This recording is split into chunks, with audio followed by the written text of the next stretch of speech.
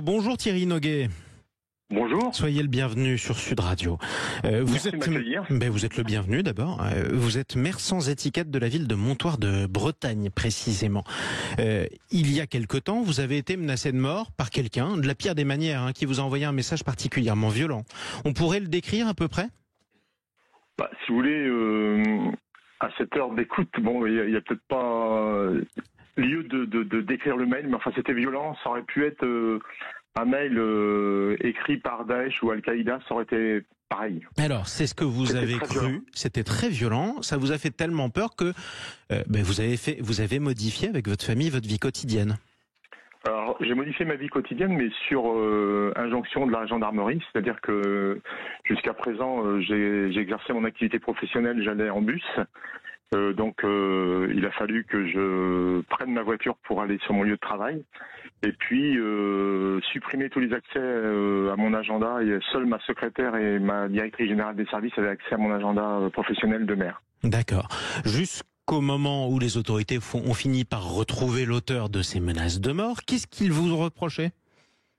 Alors, à moi, pas forcément. En fin de compte, moi, je suis une victime collatérale. Ouais.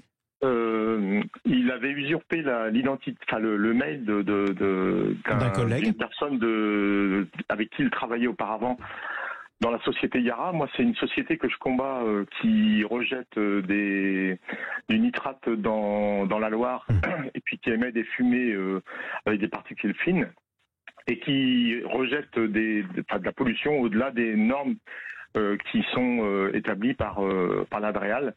Et donc, moi, j'ai combattu cette entreprise et, en fin de compte, je suis devenu une victime collatérale. Car pour nuire à son collègue, il a envoyé un mail sur son adresse et un mail qui m'était adressé. Oui. Et voilà, donc c'est de la bêtise humaine, une imbécilité. Alors, il a fait ça sous couvert, son explication au tribunal. Enfin, moi, je l'accepte pas, je suis un peu dégoûté. Mais bon... C'est quoi son explication ? Alors son explication, c'est que ce monsieur, alors déjà, le personnage, c'est pas un personnage ordinaire, puisque ce monsieur aujourd'hui est directeur d'une entreprise dans le Maine-et-Loire. Il dirige 400 personnes et il prétexte qu'il était en instance de divorce. Qu'il allait pas bien et que c'est pour ça qu'il a commis cet acte. Et ce jour-là, il était fortement alcoolisé. C'est ce qui s'explique timidement au tribunal. C'était pathétique, quoi. Franchement, moi, c'est ce qui m'a encore le plus énervé. Franchement, bref, c'est comme ça. Vous n'avez pas été convaincu, évidemment. Il a été condamné, cet homme, à 4 000 € de dommages et intérêts. Il devra aussi verser 2 500 € à votre épouse, si j'ai bien compris. Et ce verdict, pour vous, il est loin d'être suffisant. Ah oui, tout à fait. Alors moi, mais comme c'est les nouvelles méthodes de jugement aujourd'hui, c'est le plaider coupable. Mon statut d'élu n'a même pas été pris en compte et c'est ça qui est déplorable.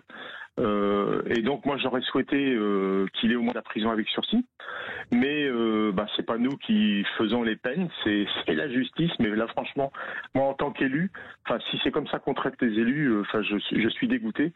Mon collègue Raphaël Salin, qui est maire de Saint-Joachim, était dans la même session de tribunal que moi. Pour lui, s'était fait caillasser sa voiture et sa maison.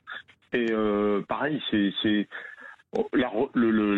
l'identité, la reconnaissance d'élu n'a pas du tout été pris en compte par le tribunal. Et franchement, quand j'entends tous nos politiciens qui disent que les maires sont les piliers de la République, etc., à grands coups de tape dans le dos.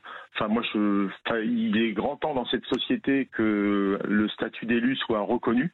Et puis, la crise des vocations pour 2026 sur les prochaines élections, je pense que là, je suis pas persuadé qu'on trouvera des nouveaux candidats ou des gens qui veulent s'engager de nouveau. Bon, vous les rempiler quand même la prochaine fois ou pas ? Je sais pas. Je me suis donné le temps de la réflexion. Je m'étais dit j'attends le procès parce que la date du 22 novembre, je l'avais coché sur mon calendrier. Mais là, je suis tellement dégoûté, je suis écœuré. Donc on va laisser passer un peu de temps. Maintenant, faut que je regarde devant, faut que j'arrête de regarder dans mon rétroviseur. Mais écoutez, en tout cas, je vous souhaite bon courage. On espère que ça vous arrivera plus. Merci pour avoir donné de l'audience à à ces petits malheurs des mères, et j'ai une pensée pour tous les mères qui sont victimes de violences et qu'il faut qu'on se serre les coudes. Ouais, mais d'ailleurs pour tous ceux qui sont victimes de violences en général, mais notamment les mères. Vous savez, vous êtes la France du coin de la rue, comme on dit.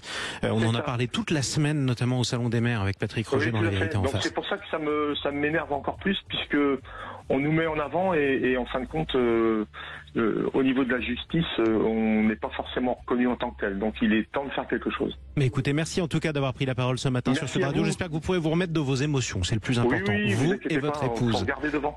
Et reprenez le bus, surtout. Reprenez le bus maintenant, vous savez que vous êtes en sécurité. J'espère en tout cas et je vous le souhaite.